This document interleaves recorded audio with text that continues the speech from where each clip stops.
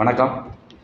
நம்ம ஊரில் பொதுவாக ஒரு பழமொழி சொல்லுவாங்க, மழை பெய்யும் போது அதில் வரும் நீரை சேமிக்காதவனும், உழைக்கும் போது கையில் சேரும் பணத்தையும் சேமிக்க தவறியவனும் அடுத்தவங்ககிட்ட கையேந்தி நிற்க வேண்டிய சூழ்நிலை இருக்கும். மழை நீருக்காக நம்ம எந்த ஏற்பாடும் பண்ணலை, தமிழ்நாடு அரசு எந்த ஏற்பாடும் பண்ணலை. ஒவ்வொரு தடவையும் கேரளாவிலையும் கர்நாடகாவிலும் போய் தண்ணி கேட்டு நம்ம கையேந்தி நிற்க வேண்டிய சூழ்நிலை வருது. அதே மாதிரி தமிழ்நாட்டில் கண்ணியமான, நேர்மையான, மக்களுக்காக உழைக்கும் ஒரு உத்தம தலைவன் அண்ணாமலை அரசியல் ரீதியாக மக்களை தேடி வரும் பொழுது ஆதரிக்க தவறிய தமிழக மக்கள்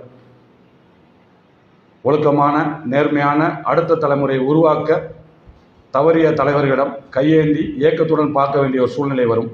அதனால் தயவுசெய்து தமிழக மக்களே, கண்ணியமான என் தலைவன், மாண்புமிகு தலைவன் அண்ணாமலை வழியில் ஒன்றிணைவோம், வெற்றி பெறுவோம். நன்றி, வணக்கம். பாரத் மாதா கி ஜெய்.